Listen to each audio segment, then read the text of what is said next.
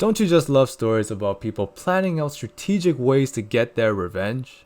If you do, then you'll love r/ProRevenge. Make sure you watch all the way to the end because OP really hits them where it hurts. This story was posted by Beer Belly Begone. Mess with my kids? That's gonna cost you a pretty penny and get you in trouble with the law. So I've got an acquaintance, Richard, who has always been of the I know better than you school of thought. What makes it worse is that he literally received his PhD in physics from one of my country's top universities about 6 months ago, so he's not a dummy. The problem is that he thinks that because he's a physics genius, that he knows better than everyone about everything. Just an example, my kids are in monastery schools. This is a decision my wife and I reached together, and we're very happy with it. When he heard, he went on a 30-minute rant/lecture about how we're throwing our money away and monastery is nonsense.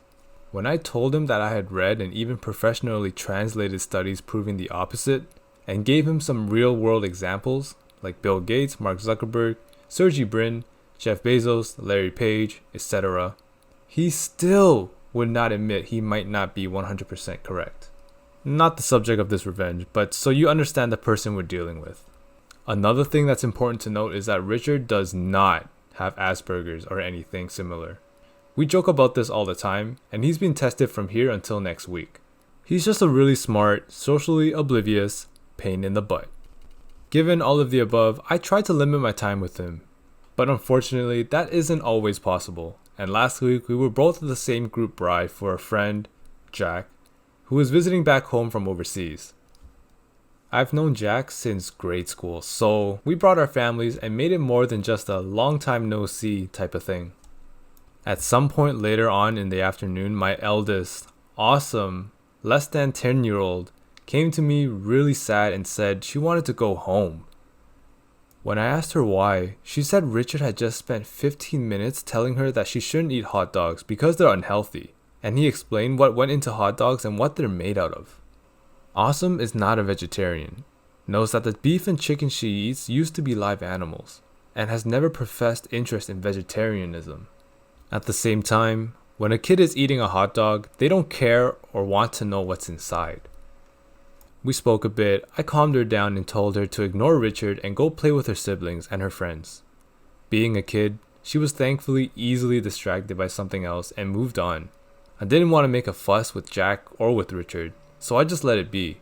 This turned out to be a mistake. About 30 minutes later, I heard Awesome scream and begin crying. I ran over to her. Richard had come up to her and knocked her hot dog out of her hand, saying she shouldn't eat that garbage. I handed Awesome over to my wife for damage control, and I took Richard aside and told him that A. You don't ever talk to a man's kid without permission. B. You don't ever teach a man's kid without permission. And C. You sure as heck don't ever touch a man's kid without permission. He doesn't have kids, so I still wanted to give him the benefit of the doubt. This turned out to be a mistake.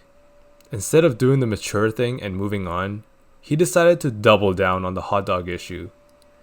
This was the hill he was going to die on. My kids shouldn't be eating hot dogs. Keeping Jack in mind, I disengaged and told him to stay the F away from my family. For the rest of the bride, I kept my eye on him, and he didn't come near them.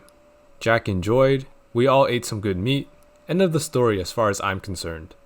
This turned out to be a mistake. Damn, OP, looks like you're making a lot of mistakes here.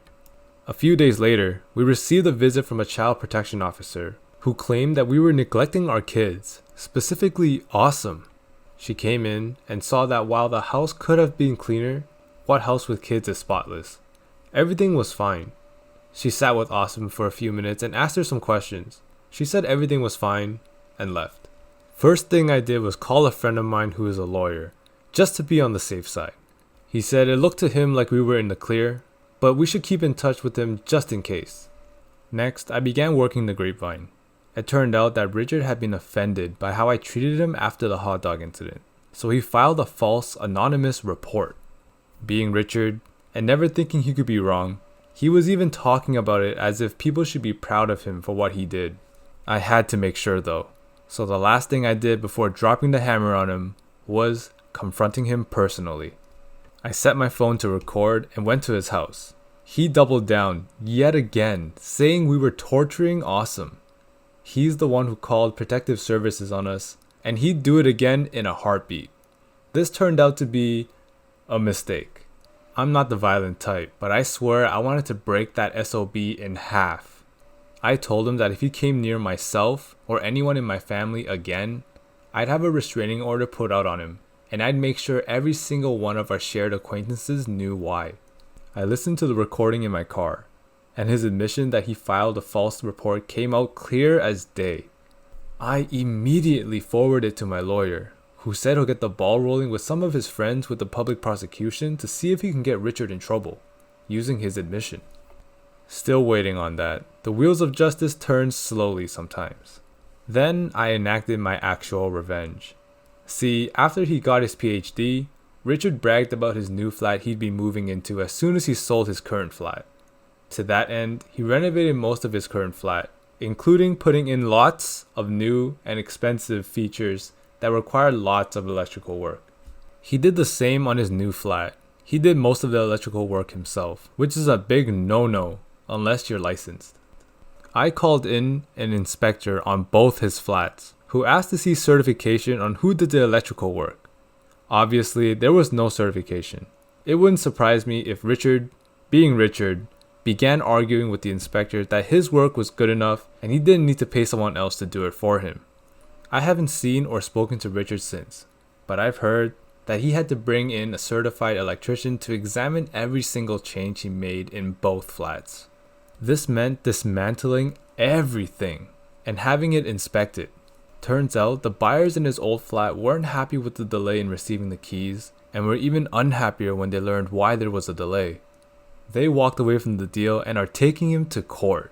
Because his sale fell through, he's now in the hole paying mortgages on 2 flats.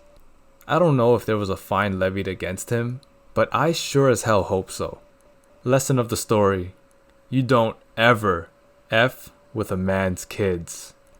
Damn, OP, it's hard enough paying rent, but you're making this guy pay 2 mortgages and an inspection fee, and now he's gone to court?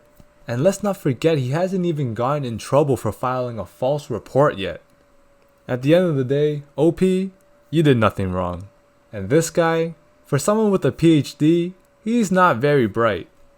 That concludes this episode of r/ProRevenge. If you enjoyed, please like, comment, and subscribe, as this really helps my channel grow and incentivizes me to make more videos. Thank you very much for watching, and I'll see you next time.